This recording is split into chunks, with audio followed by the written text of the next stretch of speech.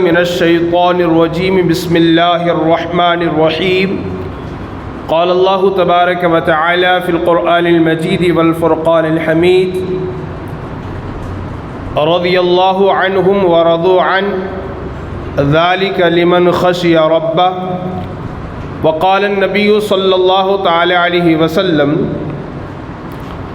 اصحابی کالنجوم فبأیہم اقتدیتم اہتدیتم او کما قال صدق اللہ مولانا العظیم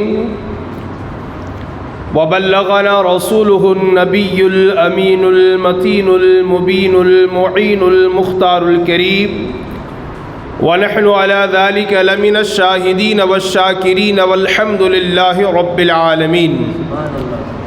حضرات گرامی، آئیے کچھ معروضات پیش کرنے سے قبل ہم اور آپ مل کر انتہائی ادب و احترام کے ساتھ اپنی اور ساری کائنات کے مرکزی عقیدت آقائے دو جہاں حضور رحمت عالم سرور کائنات جناب محمد الرسول اللہ ارواحنا فداہ صلی اللہ تعالی علیہ وسلم کی بارگاہ پر انوار میں اپنے قلوب و اذہان کو منور و مجلہ و مصفہ و مزکہ کرنے کے لیے، اپنے سینے کو محبت رسول کا مدینہ بنانے کے لیے، غلامی مصطفیٰ کا ثبوت دیتے ہوئے مدینے کی طرف لو لگا کر گنبد خضرا کو نگاہوں میں سما کر بارگاہ رسول میں جھوم جھوم کر ہدیہ درود پیش کریں اور پڑھے بآواز بلند اللہم صلی علی سیدنا وعلی آل سیدنا ونبینا مولانا محمد معدن الجود والکرم وآلہ الکرام ابنہ الکریم وبارک وسلم۔ رسول اور آل رسول پر ایک مرتبہ اور پڑھ لیں اللہم صلی علی سیدنا وعلی آل سیدنا ونبینا مولانا محمد معدن الجود والکرم وآلہ الکرام ابنہ الکریم وبارک وسلم۔ حضرات گرامی، معمول اور دستور کے مطابق سب سے پہلے اللہ رب العالمین خدائے وحدہ لا شریک کی بارگاہ میں دعا گوں کہ رب قدیر جل جلالہ اپنے پیارے حبیب دانۂ غیوب صاحب الاولاق صلی اللہ علیہ وسلم کے نالن پاک کے صدقے مجھ حق اور سچ بات کہنے اور آپ تمامی حضرات کو حق اور سچ بات سن کر اس پر عمل کرنے اور اسے عام کرنے کی توفیق عطا فرمائے۔ اللہ رب العالمین کا بے پناہ شکر اور احسان ہے کہ اللہ پاک نے ہمیں اور آپ کو آج کی اس جمعۃ المبارکہ میں اس کے گھر آ کر اس کی عبادت کرنے، اس کی بندگی کرنے، اس کی بارگاہ میں سربسجود ہونے کی اللہ نے توفیق عطا فرمائی۔ اللہ پاک ہم سب کی حاضری کو اپنی بارگاہ میں قبول فرمائے اور زندگی کے آخری سانس تک اور قیامت تک آنے والی ہماری تمام نسلوں کو اللہ تعالی ہمیشہ اس کی بندگی کرنے کی توفیق عطا فرمائے۔ حضرات گرامی، آج کی ہماری خوش بختی یہ ہے اس جمعۃ المبارکہ کی کہ قطب حبلی، شہنشاہ حبلی حضرت سیدنا سید فتح شاہ ولی رضی اللہ تعالیٰ عنہ کا عرس بھی ہے اور خلیفہ چہارم حضرت عثمان غنی رضی اللہ تعالیٰ عنہ کی شہادت کا دن بھی ہے۔ اللہ پاک ہمیں قطب حبلی کی بارگاہ کی برکتیں بھی نصیب فرمائے اور حضرت عثمان ذو النورین رضی اللہ تعالیٰ عنہ کے عشق رسالت کا صدقہ بھی ہمیں نصیب فرمائے۔ میں دونوں عنوان پر تھوڑا تھوڑا بولنے کی کوشش کروں گا تاکہ دونوں کی بارگاہ سے ہم برکتیں حاصل کر سکیں۔ اچھی طرح یاد رکھیں، قطب حبلی، شہنشاہ حبلی حضرت سیدنا سید فتح شاہ ولی رضی اللہ تعالیٰ عنہ کون ہیں؟ پوری دنیا جانتی ہے اور آپ بھی جانتے ہیں، یہ اللہ کے برگزیدہ بندے ہیں، ایک ولی کامل ہیں، اللہ کے محبوب ترین بندے ہیں اور یہ وہ اللہ کے ولی ہیں کہ قرآن مجید میں جا بجا مقامات پر اللہ پاک نے اپنے ولیوں کی شان کو بیان فرمایا ہے۔ اللہ تعالیٰ نے قرآن مجید میں جا بجا مقامات پر اپنے ولیوں کا مقام اور مرتبہ، ان کی طاقت و قوت، ان کے اختیارات اور تصرفات کو بیان فرمایا ہے۔ اللہ تعالیٰ ایک مقام پر قرآن میں واضح لفظوں میں ارشاد فرماتا ہے الا ان اولیاء اللہ لا خوف علیہم ولا هم يحزنون الذین آمنوا وکانوا یتقون۔ رب ارشاد فرماتا ہے خبردار، اللہ کو نہ کسی چیز کا خوف ہے اور نہ ہی کسی چیز کا غم ہے۔ نہ وہ کسی سے ڈرتے ہیں اور نہ کسی چیز کے بارے میں وہ غمزدہ ہوتے ہیں۔ اور پھر ان کی شان کیا ہے؟ الذین آمنوا وکانوا یتقون، اور وہ پکا ایمان والے ہوتے ہیں اور خشیت ربانی کے پیکر ہوتے ہیں، اللہ والے ہوتے ہیں۔ ایک اور مقام پر اللہ تبارک و تعالی ان کی شان کو بیان کرتے ہوئے یوں ارشاد فرماتا ہے، ان الذین آمنوا وعملوا الصالحات سیجعل لهم الرحمن ودا۔ اللہ قرآن میں فرماتا ہے بے شک وہ لوگ جو ایمان لائے اور اچھے کام کیے، ان قریب رب قدیر جل جلالہ ان کی محبت کو لوگوں کے دلوں میں پیدا فرما دیتا ہے۔ غالباً 809 سال ہو گئے حضرت کو وصال ہوئے، اور غالباً یہ جو عرس ہو رہا ہے 809واں عرس ہے۔ ایک طویل زمانہ گزر گیا مگر آج بھی سید فتح شاہ بابا کا نام بچے بچے کی زبان پر ہے۔ آج کوئی ان کی بارگاہ میں حاضر ہوتا ہے، ان کی بارگاہ میں فاتحہ خوانی کرتا ہے، ان کی بارگاہ سے اکتساب فیض کرتا ہے، برکتیں حاصل کرتا ہے، ان کے نام پر آج بھی بہت سارے امیر اور رئیس حضرات غریبوں یتیموں کی مدد کرتے ہیں۔ آخر یہ سب کیوں؟ 809 سال کا طویل زمانہ گزر گیا تو قرآن میں واضح لفظوں میں میرے رب نے فرمایا جو اللہ کا ہو جاتا ہے، جو اللہ کا ولی بن جاتا ہے، جو اللہ کا دوست اور محبوب بن جاتا ہے، اللہ پاک اس کی محبت کو لوگوں کے دلوں میں پیدا فرما دیتا ہے۔ آج فتح شاہ بابا سے اگر ہماری عقیدتیں ہیں، ہماری محبتیں ہیں، ہماری چاہتیں ہیں، وجہ سب سے بڑی یہ ہے کہ اللہ پاک نے ان کی محبت کو ہمارے دلوں میں پیدا فرما دیا ہے۔ سید فتح شاہ بابا رحمۃ اللہ علیہ کے محبت کا عالم یہ ہے، ان سے کا عالم یہ ہے مسلمانوں کا۔ میں روزانہ صبح 7 بجے 7:30 بجے کبھی 6 بجے 6:30 بجے وہاں سے گزرتا ہوں مدرسہ کے لیے۔ اکثر ضعیفوں کو، کمزوروں کو میں دیکھتا ہوں فجر کی نماز کے بعد کوئی مستان صوفہ سے، کوئی صدر صوفہ سے، کوئی بمہ پور چوک سے پیدل کی بارگاہ میں حاضر ہوتا ہے، فاتحہ پڑھتا ہے اور ان کی برکتیں لے کر واپس صحیح سلامت گھر آتا ہے۔ آپ فرمائیں یہ ان کی محبت کا عالم اس لیے ہے کہ میرے نبی نے حدیث میں فرمایا من کان للہ کان اللہ لہ، جو اللہ کا ہو جاتا ہے ساری کائنات اس کی ہو جاتی ہے۔ حضرت سید فتح شاہ رحمۃ اللہ تعالیٰ علیہ کی ذات محتاج تعارف نہیں ہے، وہ شہین شاہ حبلی، قطب حبلی کے نام سے جانے اور پہچانے جاتے ہیں۔ اللہ ہمیں زندگی کے آخری سانس تک ان کی بارگاہ کی برکتیں بھی نصیب فرمائے، ان کی بارگاہ کی رحمتیں بھی نصیب فرمائے، اور ہمیشہ اللہ پاک ان کی بارگاہ سے ہمیں اور آپ کو اکتساب فیض کرنے کی توفیق عطا فرمائے۔ یاد رکھیے نا، اللہ رب العالمین کی بارگاہ میں اولیاء اللہ کا مقام بہت ہی عرف و اعلیٰ ہے، بہت ہی بلند و بالا ہے، اور یہ ہمیشہ خشیت ربانی کے پیکر ہوا کرتے ہیں۔ قرآن مجید فرقان حمید میں خود رب نے ارشاد فرمایا ان اولیاء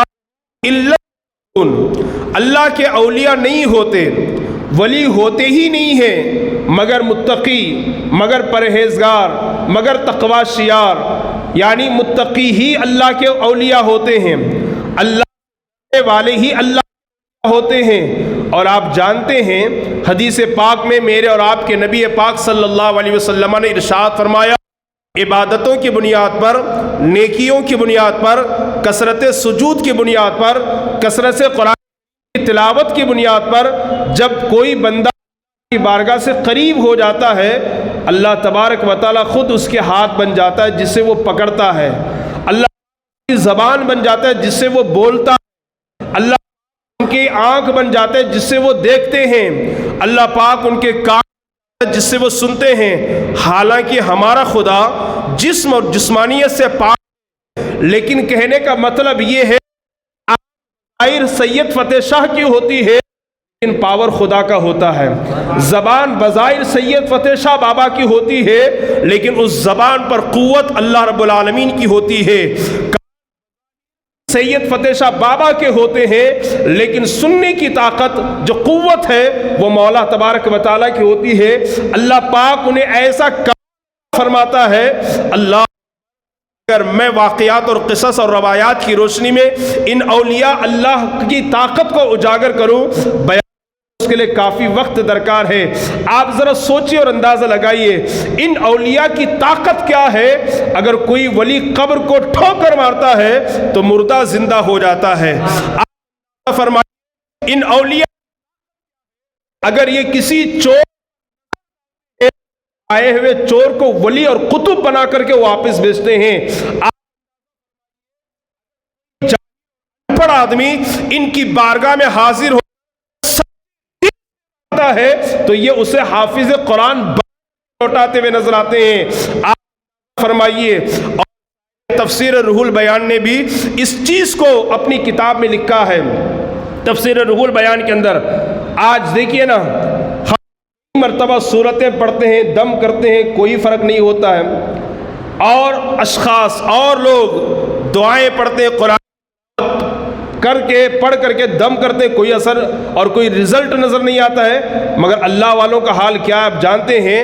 حضرت بابا فرید گنج شکر رضی اللہ تعالی عنہ صاحب تفسیر نعیمی نے لکھا ہے، ان کی بارگاہ میں ایک غریب شخص آتا ہے، آ کر عرض کرتا، حضور میں حالات کا شکار ہوں، بڑا ہی مفلس ہوں، قلاش ہوں، اور بہت ہی ضرورت ہوں، کی شادی ہے اور استطاعت اور طاقت میرے پاس نہیں ہے کہ میں خوشی خوشی اپنی بیٹی کو اپنے گھر کروں، آپ کچھ نظر کرم فرما دیں۔ آپ فرمائے بابا فرید کون ہے؟ اللہ اکبر، وہ بھی تو ایک اللہ کے برگزیدہ بندے ہیں، ان کے بھی دو ہاتھ، ان کے بھی دو پیر، ان کی بھی ایک زبان، ان کے بھی دو کان، ان کے بھی دو آنکھ، ہمارے لیکن قوت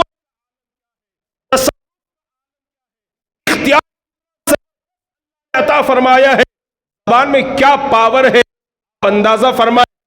آنے والے غریب شخص حضرت بابا فرید کہتے ہیں پتھر کے لائے، پتھر ڈھونڈ کر کے لائے، ڈھیلے۔ حضرت بابا فرید نے کیا کیا؟ سورہ اخلاص جو 30ویں پارے میں قل ہو اللہ کا سورہ ہے، اس کو صرف 3 مرتبہ آپ نے پڑھا، صرف 3 مرتبہ پتھروں پر پھونک مارا کہ پتھر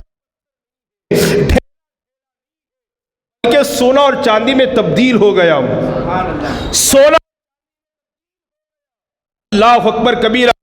نے فرمایا جاؤ اسے بیچ کر اپنا گھر چلاؤ، اپنی بیٹی کو ہنسی خوشی رخصت کر دینا۔ آپ اندازہ فرمائیے اس انسان کے دل و دماغ شادی کا خیال نکل گیا، تنگ دستی کی فکر ختم۔ اب تو یہی سوچ رہا کہ مٹی کو سونا بنانے کا نسخہ تو بہت آسان ہے، پتھر تبدیل کرنے کا عمل تو بہت آسان کر گیا۔ غسل کیا، اچھے کپڑے کے بعد چند اچھے اینٹ، پھر انہیں عطر بھی لگایا، کے بعد بیٹھ کر سورہ اخلاص کی تلاوت کرنا شروع کیا۔ ایک بار پڑھا، 2 بار پڑھا، 3 بار پڑھا، کوئی تبدیلی نہیں، کوئی تغیر نہیں۔ اللہ کبیر سے لیکن کوئی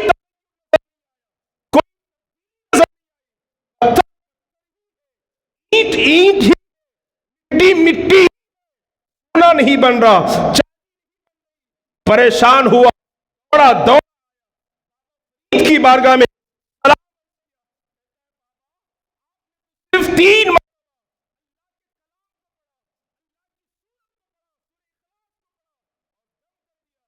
میرے سامنے پتھر سونا، میں نے صبح سے لے کر ہوئی کوئی رد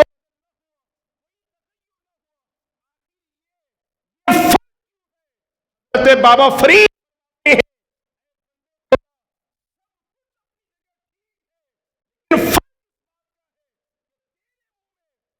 کی زبان نہیں ہے، تیرے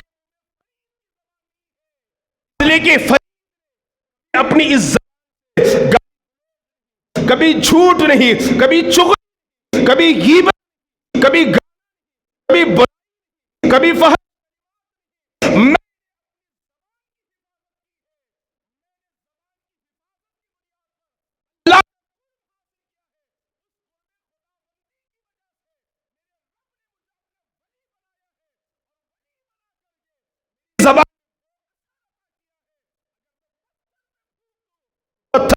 بن جائے،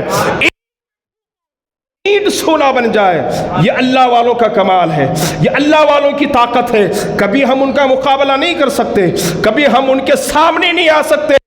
جانتے ہیں، بس ایک آخری بات بتا دوں میں آپ کو، اللہ کے ولیوں کا وہ پھونک مار دے تو اللہ اکبر، پتھر سونا بن جائے، مردہ زندہ ہو جائے،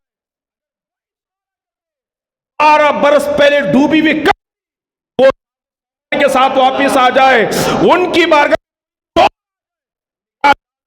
بنا دے۔ اس لیے تو خود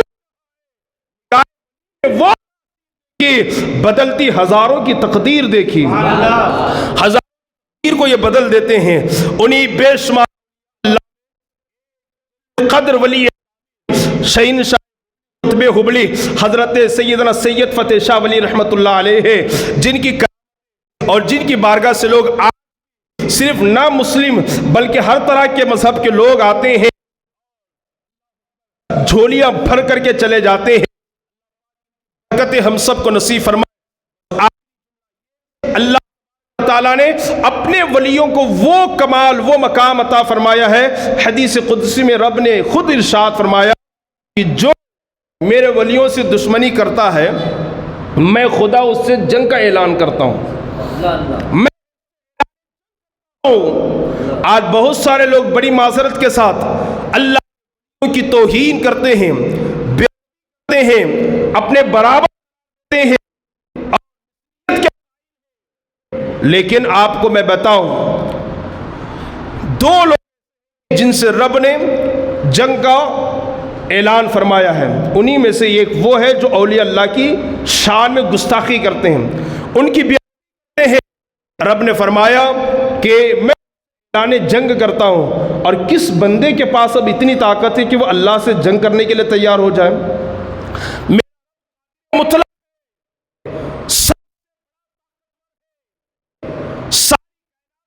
سے قدرت کے کنٹرول میں ہے۔ ہم چھوٹا سا معمولی سا ایک کاغذ کو بغیر کسی ستون کے کھڑا نہیں کر سکتے، لیکن میرے رب کی طاقت وہ ہے کہ اتنا بڑا سائبان اور آسمان کو بغیر ستون کے اس نے کھڑا کیا ہے۔ وہ اتنا کہ وہ چاہے زبان بولے اور آنکھ دیکھے، اور کام کرے اور زبان دیکھنے کا کام کرے، اتنا بڑا مطلق ہے۔ کس بندے خدا کے پاس اتنی طاقت ہے وہ اللہ سے مقابلہ کر سکے؟ اولیاء کرام پر گفتگو کی جائے تو اس کے لیے کافی تفصیلی وقت درکار ہے۔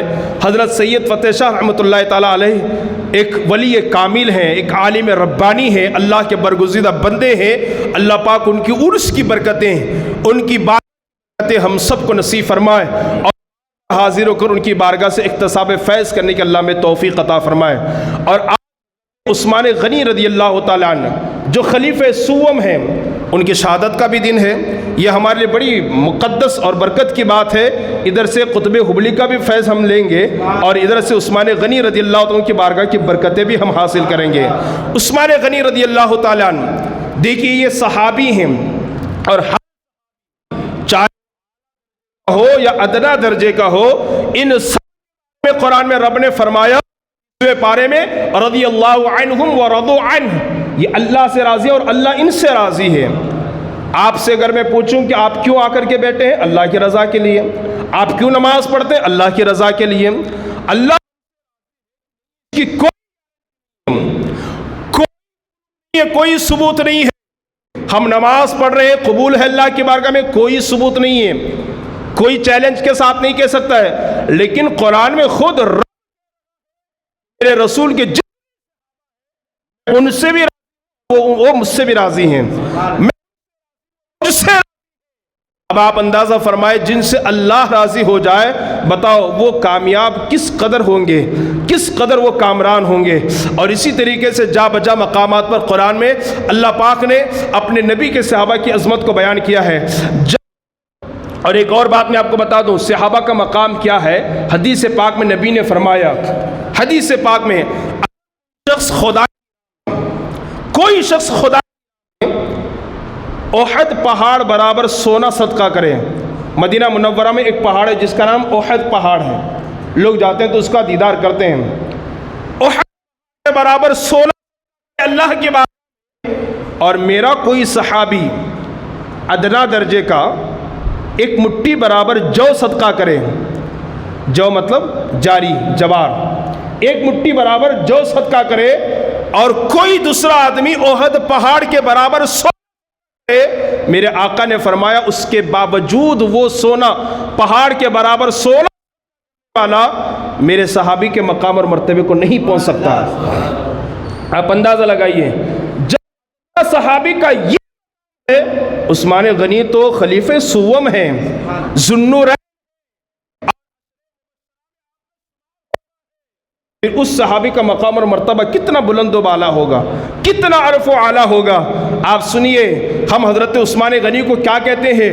ذوالنورین کہتے ہیں۔ کبھی اس نام پر آپ نے غور کیا؟ ذوالنورین کا مطلب کیا ہوتا ہے؟ ذوالنورین کا مطلب ہوتا ہے دو نور والے۔ کتنے نور والے؟ ذرا زور سے بولیے نا، دو۔ ذوالنورین کیوں کہا جاتا ہے؟ دو نور والا کیوں کہا جاتا ہے؟ اس لیے کہا جاتا ہے نبی کی دو حضرت عثمان غنی کی نکاح میں تھی، ایک نکاح ہوا کا وصال ہوا، بیٹی کا نکاح حضرت عثمان غنی سے کر دیا، اس لیے نورین کے دو نبی کی جتنی بیٹیاں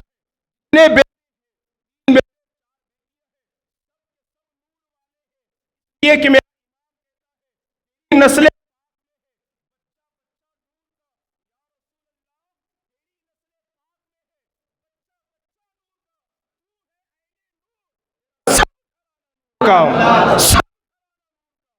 دو عثمان غنی کے نکاح میں تھے، اس لیے شان تو دے کے عثمان غنی کی، میرے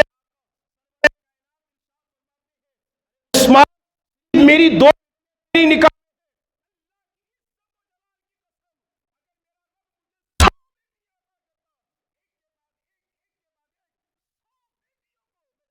میں دے کر شان، یہ شان غنی کی، یہ غنی کی۔ اور آپ جانتے ہیں یہ منصب صحابہ میں کسی اور نہیں ہوا۔ مولا میں بیوی فاطمہ ضرور ہیں، لیکن ایک ہی ہے نبی کی بیٹی۔ عثمان غنی تنہے سے جن کے نکاح میں نبی کی دو بیٹیاں ہیں، فضیلت صحابہ میں پھر کسی اور کو حاصل نہیں ہے۔ وہ فضیلت حضرت عثمان غنی رضی اللہ تعالیٰ عنہ کا مقام اور مرتبہ بہت بلند و بالا۔ یہ وہ جلیل القدر صحابی ہیں کہ جن سے فرشتے بھی حیا کرتے تھے۔ کون؟ فرشتے۔ صحابہ تو صحابہ ہیں، مسلمین تو مسلمین ہیں، لوگ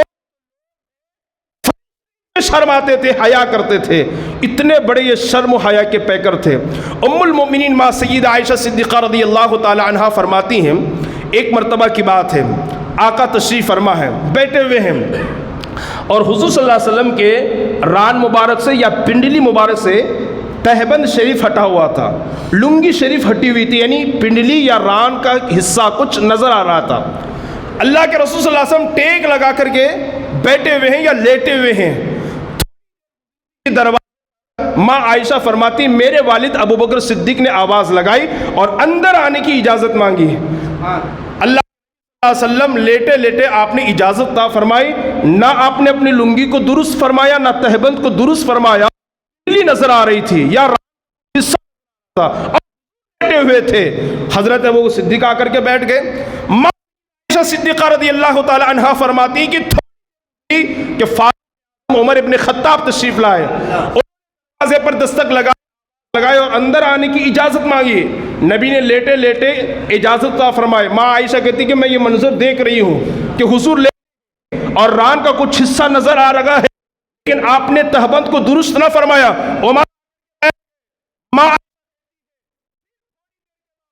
عثمان ذوالنورین تشریف لائے،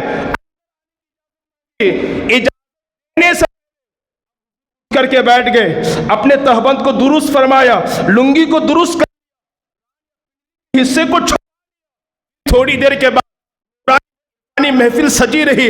کتنی اچھی محفل ہو، اس میں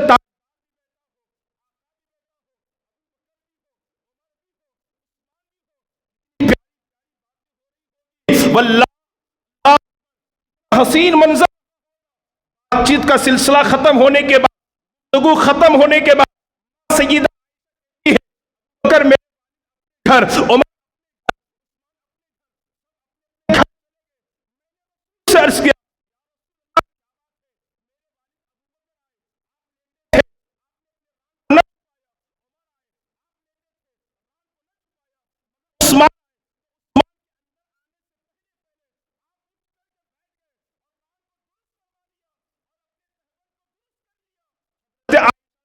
میرے آقا فرماتے ہیں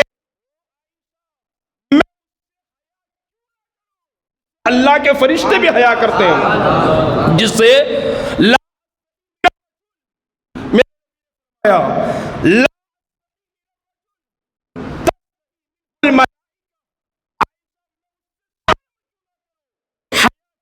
جس سے اللہ کے فرشتے بھی حیا پتا صحابہ اس قدر اللہ کے فرشتے سے حیا فرماتے ہیں. یہ شان ہے جناب عثمان غنی رضی اللہ تعالیٰ عنہ کی. لیکن آج وہ حیا ذرا ڈھونڈ کر کے بتائیں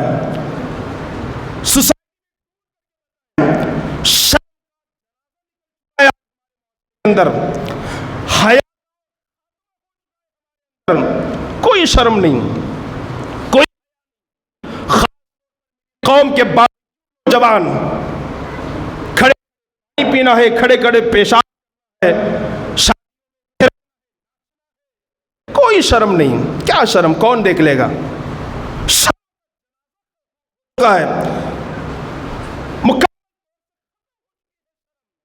اگر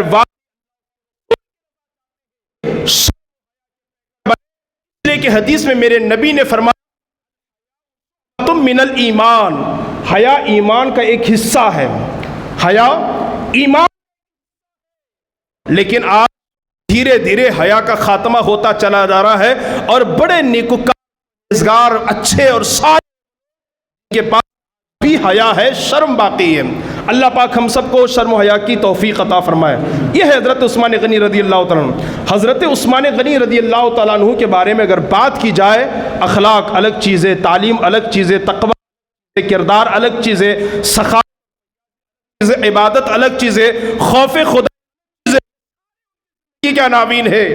لیکن ان کی زندگی کا جو سب سے زیادہ چھلکتا ابھرتا چمکتا جو ہے وہ ہے سخاوت.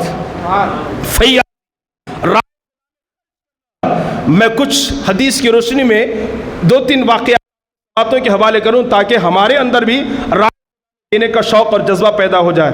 اسلام کی جنگیں ہوئی ہے، جنگ بدر ہے، جنگ احد ہے، جنگ حنین ہے، جنگ خندق ہے، ایک ہے جنگ تبوک. اس طرح بہت ساری جنگیں ہوئی ہیں. ان جنگوں میں جنگ تبوک بھی ہے. اور جنگ تبوک کے بارے میں علماء نے لکھا جنگ ایسے وقت پیش آئی جس وقت مدینہ المنورہ میں قحط سالی بہت بری طریقے سے پڑی ہوئی تھی. سالی کا دور تھا اور مسلمانوں کا حال یہ تھا کہ درخت پتے کھا کر کے زندگی گزارتے تھے. اس موقع پر جب جنگ تبوک کا واقعہ پیش آیا، نبی پاک نے سارے صحابہ اور مسلمانوں کو جمع کیا اور جمع کر کے آپ نے ترغیب دلائی جو کون ہے جو رائے خدا میں دینا چاہتا ہے. اللہ تو تمام جماعت میں، تمام محفل میں ایک صحابی ہیں جناب عثمان غنی، فوراً کھڑے ہوئے کہا یا رسول اللہ 100 اونٹ ماں ساز و سامان کے میں آپ کے قدموں میں پیش کر دوں گا. کوئی معمولی بات ہے؟ یہاں ایک بکرا ذبح نہیں ہوتا، 100 اونٹ. کیا زبردست جذبہ تھا رائے کا کہ عثمان غنی جانتے تھے کہ میرے پاس جو کچھ ہے وہ مولا کا دیا ہوا ہے.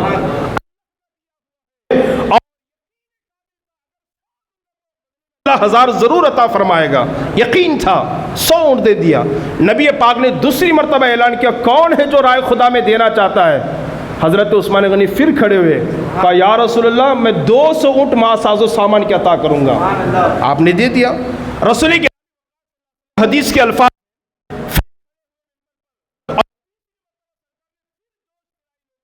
اور سرچ کرنے کے حوالے سے عثمان غنی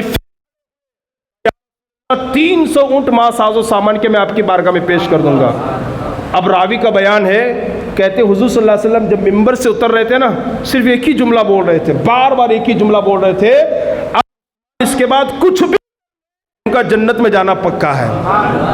اس وقت مولا ان سے راضی ہو گیا، مولا ان سے راضی ہو گیا، مولا ان سے راضی ہو گیا۔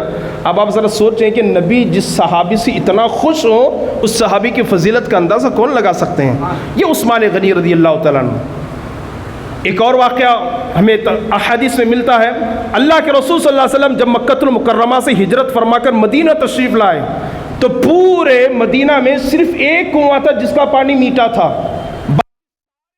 پانی کھارا تھا، اور یہ کنواں جو جس کا پانی میٹھا تھا وہ ایک یہودی کے قبضے میں تھا، لیکن وہ یہودی پانی دیتا نہیں تھا، بیچتا تھا، پانی کو بیچتا۔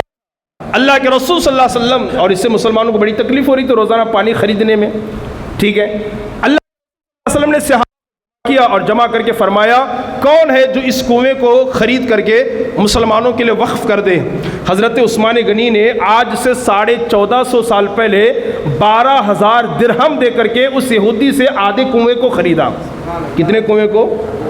ذرا سوچئے، ہم صرف سبحان اللہ بول کے گزر نہ جائیں، توجہ بھی کریں نا، 12,000 1450 سال پہلے ہمارے والد صاحب کہتے تھے کہ تمہاری دادی جان 2 روپے میں پورا بازار لے کے آتی، پھر بھی 4 آنے بچ جاتے تھے۔ ابھی کی بات، پھر 1400 سال پہلے 12,000 درہم۔ ہمارے ایک ٹیچر بیٹھے ہوئے کہتے ہیں کہ میری تنخواہ جو ہے نا وہ اسکول کی 50 یا 60 روپے تھی، اور بہت بڑی برکت تھی واللہ۔ وہ میں مؤذن صاحب بیٹھے تھے چائے پیتے، وہ بول رہے تھے مولانا آج 25,000 50,000 جو ہے نا وہ نہیں بچتے ہیں، میری تنخواہ گورنمنٹ کی جو سیلری تھی وہ 50 سے 60 روپے تھی، اور 60 روپے میں پورا سب بازار ہو کر کے بچ بھی جاتا تھا۔ کیا برکت تھی اس وقت، 60 روپے اور 12 درہم۔ آج سے 2 سال پہلے آپ نے دیکھ کر آدھے کنویں کو خریدا۔ آدھا کنواں خریدنے کا مطلب یہ ہے کہ ایک دن اس کنویں سے مسلمان پانی نکالیں گے، دوسرے دن یہودی نکالے گا، تو کچھ دن تک مسلمان نکال کر کے پانی پیتے رہے۔ یہودی نے محسوس کیا کہ ایک ہی دن میں مسلمان اتنا پانی نکالتے ہیں کہ دوسرے دن ان کو ضرورت نہیں پڑتی، اس میں تو میرا فائدہ نہیں ہے، کوئی خرید نہیں رہا ہے۔ پھر حضرت عثمان نے سے اس نے مشورہ کیا کچھ اور دے کر کے پورا کنواں آپ خرید لیں۔ پھر دوسری مرتبہ حضرت عثمان نے 8 درہم دے کر کے خریدنے کے بعد کیا کہا، یہ آج سے کنواں سارے مدینے والوں کے لیے وقف کر دیا میں نے، سارے کے لیے، اس لیے کہ حضرت عثمان غنی نے 20,000 درہم کو نہ دیکھا تو اللہ اس کے رسول کی رضا کو دیکھا۔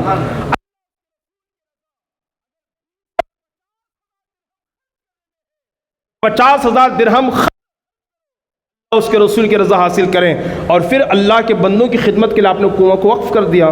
اس طرح سینکڑوں مثالیں حضرت عثمان غنی کی۔ ایک آخری بات بتا کر اپنی گفتگو ختم کر دوں۔ حضرت عثمان غنی رضی اللہ تعالیٰ مدینہ منورہ میں ایک انصاری صحابہ 2 طرح کے ہیں، کچھ کو مہاجر کہتے ہیں اور کچھ کو انصار کہتے ہیں۔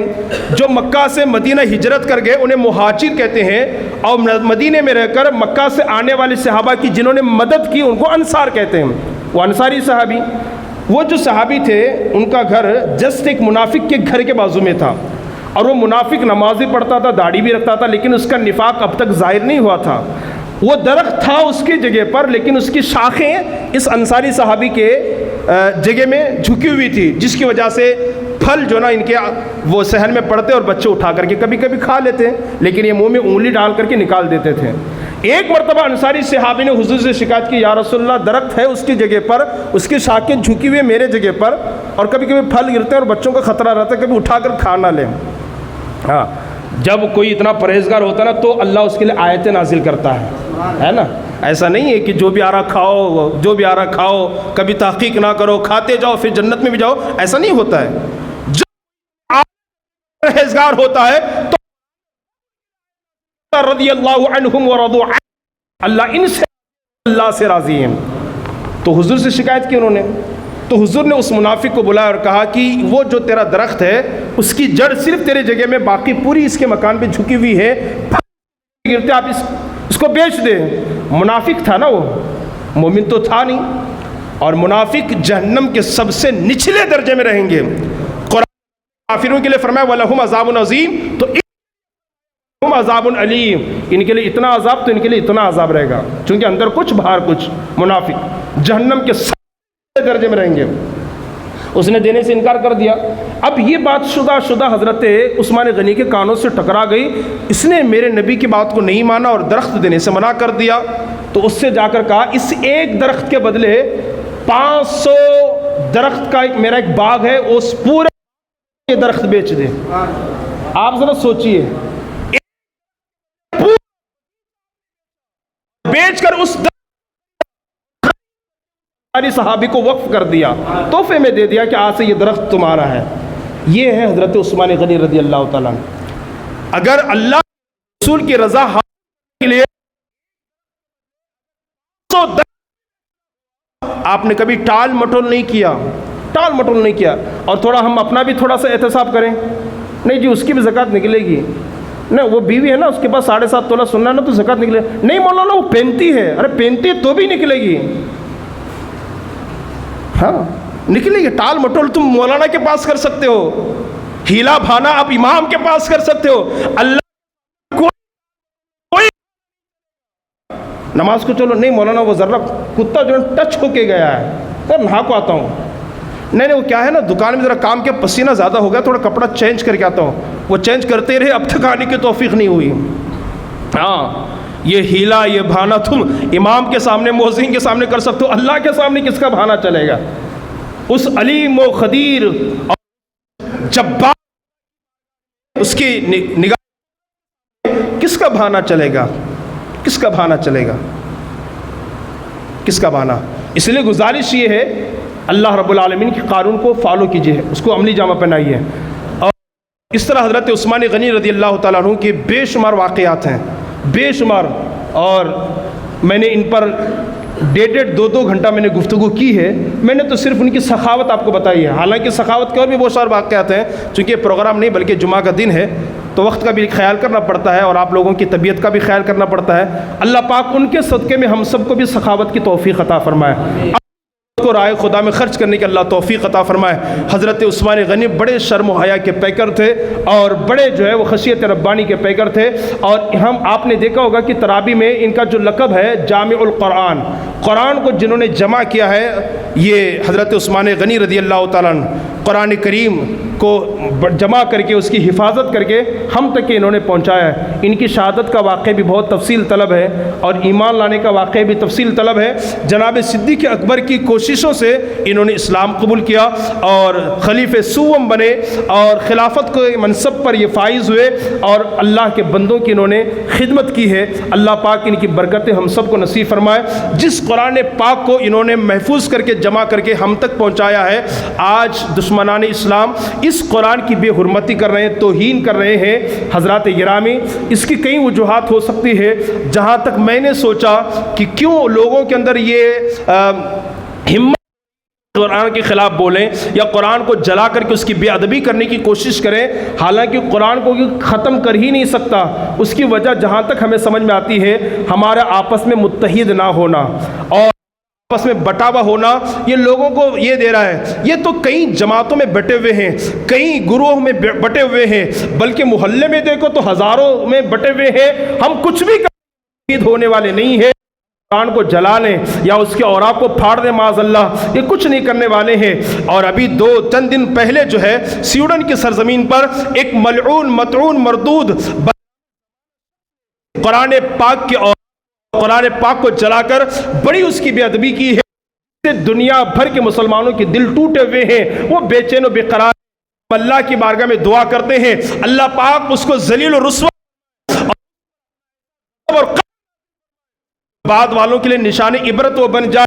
میں آپ سے بھی گزارش کرتا ہوں قرآن سے اپنے رشتے کو مضبوط کریں، کثرت سے قرآن کی تلاوت کریں۔ قرآن صرف چہلم کے لیے نہیں ہے، اس کے لیے نہیں ہے، نہیں ہے، صرف گھر کے اوپننگ کے وقت پڑھنے کے لیے نہیں ہے۔ قرآن وہ اللہ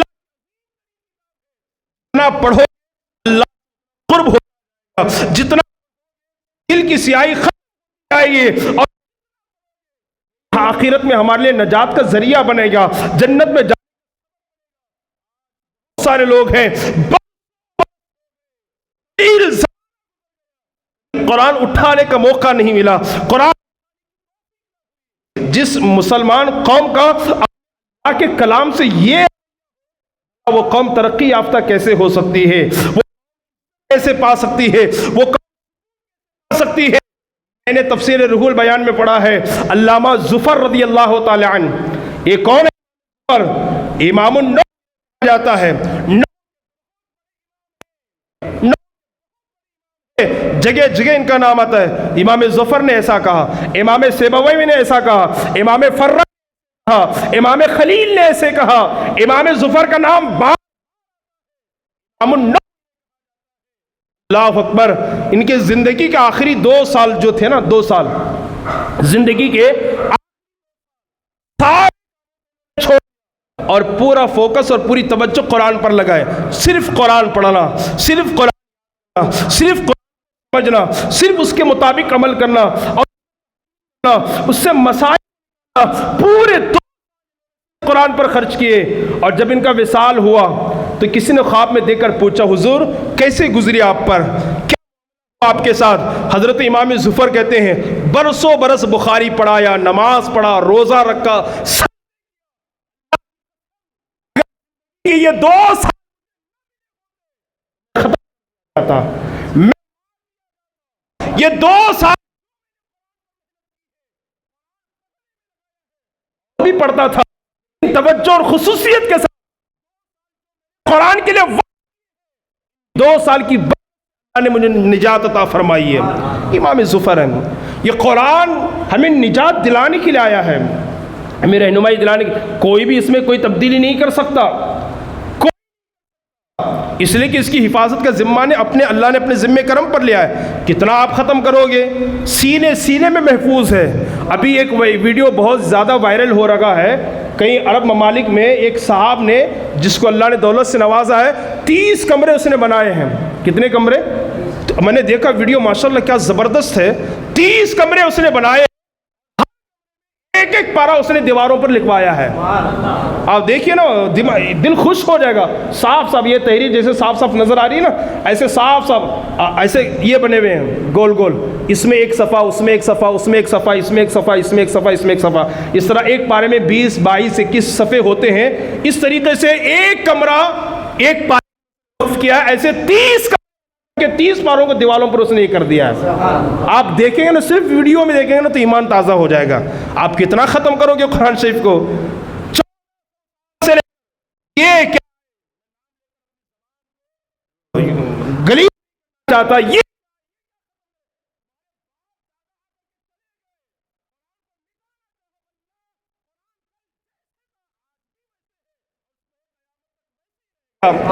میرے رب نے قرآن میں فرمایا میرے بارے میں, وَإِن كُنتُمْ فِي رَيْبٍ مِّمَّا نَزَّلْنَا عَلَىٰ فَأْتُوا بِسُورَةٍ مِّثْلِهِ وَادْعُوا لِلَّهِ. رب نے فرمایا لوگوں اگر تمہیں شک ہے اللہ کا کلام نہیں بلکہ محمد یا بندے یا بشر کا کلام ہے تو ایک چھوٹی سی سورت بنا کر کے لاؤ. ایک سورت 100 سال پہلے قرآن نے چیلنج کیا تھا. ایک سورہ بقرہ بہت بڑی, سورہ رحمان بہت بڑی سورہ, کل کوثر فصل لربک وانحر ان شانک هو الابتر. 3 ملی یہ سورت ہے. تم عربی اتنی نہیں جانتے جتنا 1400 سال پہلے عربی جانتے تھے.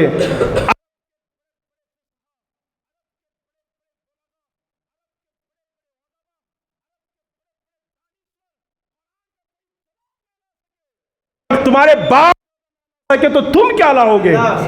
اور قرآن میں رب نے فرمایا غیر اور رب نے یہ بھی کہا اللہ کو چھوڑ کر سارے کو بلا لو. اور تم مٹانے کی بات کرتے ہو, یہ قرآن کو جلا کر کے یہ سمجھ تم قرآن کو ختم کر دیں, قرآن کو ختم کر دیں, قرآن کو ختم کر دیں گے. نہیں, رب نے واضح لفظ میں قرآن میں فرمایا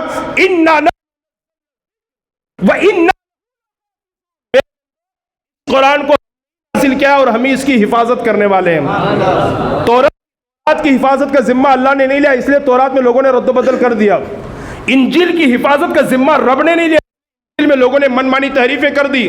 حفاظت کا ذمہ کرم پر نہیں لیا, کتاب ہے، لوگوں نے من مانی تحریف کر دی، لیکن قرآن کی حفاظت کا ذمہ خود اللہ۔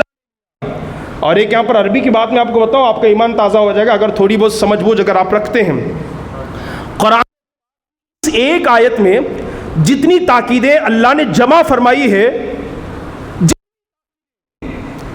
جتنا زور ہے، شاید کی اردو زبان کے علاوہ کسی اور زبان میں اس کا ترجمہ نہ صرف مشکل ہے، ممکن سی بات ہے۔ ٹھیک ہے، انا یہ تاکید کے لیے، یہ بھی تاکید، انا نحنو نزلنا باب تنزیل سے، باب تفعیل سے، یہ بھی تاکید، الذکر میں جو الف لام ہے یہ بھی تاکید کے لیے، وَإِنَّا لَهُ یہ بھی تاکید میں جو اللہ سے پوچھو میرے چھوٹی سے اتنی کیوں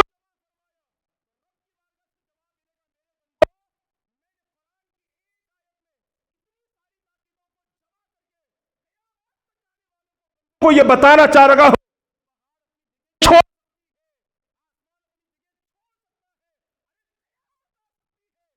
کا باپ دادا قرآن میں کوئی تبدیلی نہیں کر سکتا، اس کی حفاظت کا ذمہ اللہ نے اپنے کرم پر لیا ہے۔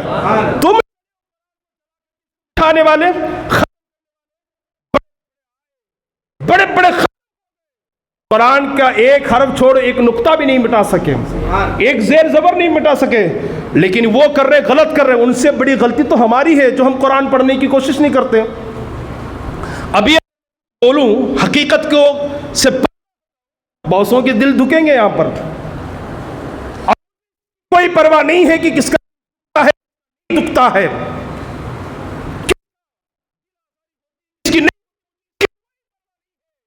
میں آنکھوں سے دیکھ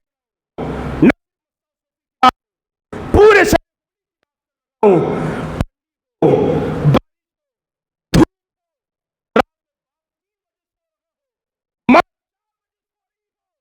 لیکن صبح اٹھے ڈینٹنگ پینٹنگ اور پھر ڈبہ بند کر کے کالج اور اسکول کو بھیجے گی، لیکن میرا بیٹا قرآن نہیں پڑھ رہا، مجھے فکر نہیں ہے۔ جب کسی کا باپ مر رہا ہوتا نا، میں اب یہ بات نہیں عینی مشاہدے کی بات کر رہا ہوں، کسی کا باپ مر رہا ہوتا نا، حضرت دعا کرو نا میرے باپ کا خاتمہ ایمان پر ہو جائے، حضرت دعا ایمان پر ہو جائے، آخری وقت ہے، موت جائے۔ میرے بھائی زندگی بھر قرآن نہیں پڑھوایا، درود نہیں پڑھوایا، نماز نہیں بتایا، حلال نہیں بتایا، میری تو دعا اللہ تعالیٰ فرمائے۔ تھوڑا اللہ نے عقل دیا ہے نا ہمیں بھی، قرآن میں رب نے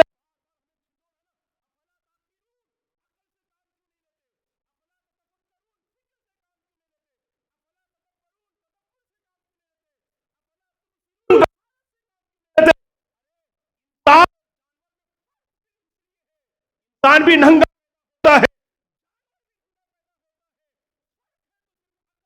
انسان کو اللہ مخلوقات بنایا ہے، عقل جانور کے پاس نہیں ہے، کھانے پینے میں کوئی تمیز نہیں کر سکتا، انسان ہے، عقل تو استعمال کرے نا، زندگی بیت رہی ہے، کم سے کم میرا بچہ قرآن پڑھے، کی طرف توجہ نہیں ہے، ڈھکی چھپی بات نہیں، قطرے جھما جم بات ہے،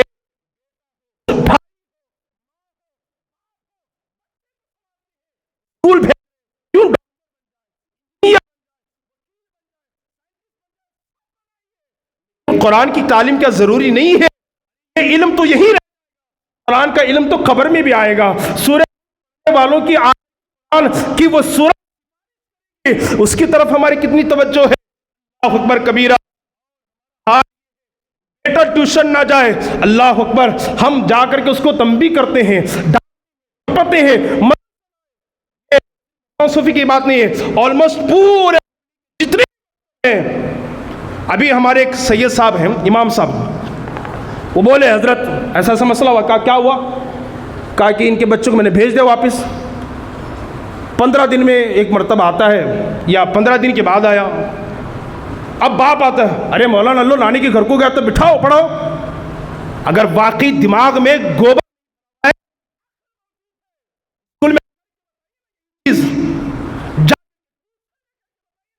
ابے دن چھٹی کیا گیا تھا، چھٹیوں میں شادی ہوگی. لوگوں نے اسکول کا مسئلہ ہے عمر، لیکن بچہ مدرسے کو نہیں آ رہا ہے اور پھر کیسے برباد ہو رہے ہیں.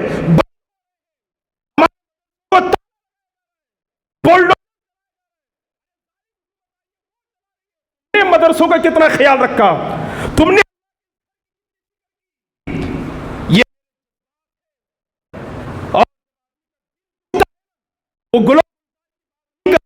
چیخنا اور چلانا ہے، یہ کتنی فکر کی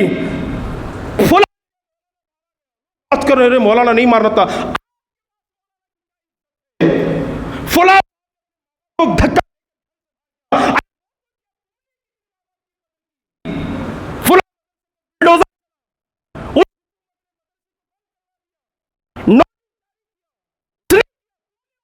کتنی عزت کی تم نے، فکر کی مدرسے کا کتنا خیال، کوئی فکر نہیں ہے.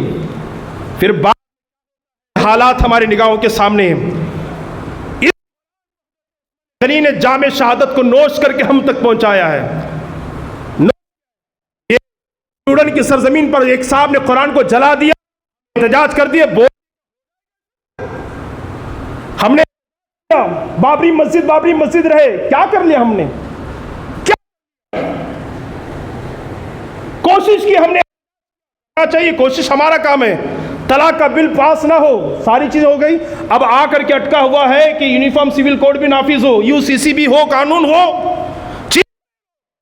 چلا کیا ہوگا؟ ہمارے احتجاج سے کیا ہوگا؟ سیدھا یونیفارم سول کوڈ کا مطلب ہے طلاق ہم شریعت کے مطابق نہ دیں، وراثت شریعت کے مطابق نہ دیں، ہم نکاح کے مطابق نہ کریں. کہتی ویسے کرو، حالانکہ وراثت شریعت کا حصہ ہے طلاق، اور اس میں سراسر کی کوشش کی جا رہی ہے. ہندوستان کے باوجود اس جمہوری ملک کا جنازہ لگا ہے. کائی کو؟ اس کی وجہ یہی ہے، ٹارگٹ کوئی اور نہیں، صرف مسلمان ہے، صرف مسلمان ہے. 57 ممالک اسلامی ممالک ہونے کے باوجود بھی ہماری وہ طاقت نظر نہیں آ رہی جو ہونی چاہیے. وجہ سب سے بڑی یہ ہے کہ ہم نے قرآن کو، حدیث کو، مدرسے کو سب پیچھے ڈال دیا ہے. ہم نے موبائل کو دے دیا، سیریل کو دے دیا، فلموں کو دے دیا، اور شو کو ہم نے دے دیا، اور دوستوں کو دے دیا. اللہ اس کے رسول کے لیے ہمارے پاس کوئی وقت نہیں ہے. اللہ پاک ہم سب کو کہنے سننے زیادہ عمل کی توفیق عطا فرمائے. اللہ تعالی ہمیں سمجھنے کی توفیق عطا فرمائے. اور میں آپ سے گزارش کرتا ہوں، قرآن پڑھائیے اپنے بچوں کو. قرآن نہیں ہوگا، پڑھ لیا. میں نیوز دیکھتے رہتا ہوں، ایک جاہل قسم کا آدمی بیٹھ کر اعتراض کرتا ہے نیوز پہ، کہتا ہے 4 چیزیں، 4 اعتراضات میرے پاس ہے جس کی وجہ سے میں نے اسلام کو چھوڑ دیا. کہا پہلے تبلیغی جماعت میں تھا، اب میں آ گیا ہوں، سناتن میں آ گیا ہوں. اس نے 4 سوالات بھی پیش کیے اور کہا کہ میں نے اسلام چھوڑ دیا اس لیے کہ اسلام میں مجھے جوابات نہیں ملے میرے سوالات کے. اور جن کی قسمت میں کفر ہوتا ہے نا، ہماری تقریریں، قرآن اور حدیث، ساری چیزیں جو نا اسے ہدایت پر نہیں لا سکتی. اللہ نے خود قرآن میں فرمایا کہ جن کی قسمت میں کفر لکھا ہوا محبوب آپ انہیں ڈراؤ یا نہ ڈراؤ، ایمان لانے والے نہیں ہیں. ابو جہل تک میرے نبی کی دعوت نہیں پہنچی، ابو لہب تک نبی کا پیغام نہیں پہنچا، شیبہ نبی کا پیغام نہیں پہنچا. نہیں، ان کی کفر میں، ان کی قسمت میں کفر لکھا ہوا ہے، یہ کافر ہی مت دے. نبی نے چھوڑ دیا نبی نے. تو کہیں ایسا نہ ہو نا کہ ہماری قسمت میں بے نمازی ہونا لکھا ہو. اس لیے کوشش کریں سنت اور شریعت کے پابند بنیں. اللہ کے قانون اگر عزت چاہتے ہیں، وقار چاہتے ہیں، 4 دن کی زندگی کے لیے اپنی آخرت کو برباد نہ کریں. اور خصوصیت کے ساتھ تمام افراد، خاص طور پر مستان صوفے والے، الحمدللہ ہمارے حضرت مستان شاہ عربی مدرسے میں بیربند سے بچے آتے ہیں، اس کے علاوہ مالدار گلی سے بچے آتے ہیں. میں نے کہا اتنے دور سے آپ کیوں لاتے ہیں؟ انہوں نے بعض اب تو یہ کہا، میں نے بچوں کے سامنے ذکر بھی کیا، ہم نے سنا کہ آپ سختی بہت کرتے ہیں اور ذرا یہ توجہ سے کرتے ہیں، اس لیے آپ بھیج رہے ہیں. استاد اگر کسی کے ساتھ سختی کرتا ہے تو یہ استاد کا بچوں کے حق میں پیار ہوتا ہے. آپ بھیجیں. ہے بڑی افسوس کی بات، صحیح سے نہیں پڑھ پاتے، شریعت کے مسائل ہمیں نہیں معلوم. انشاءاللہ یہ ساری چیزیں وہاں سکھائی جائے گی.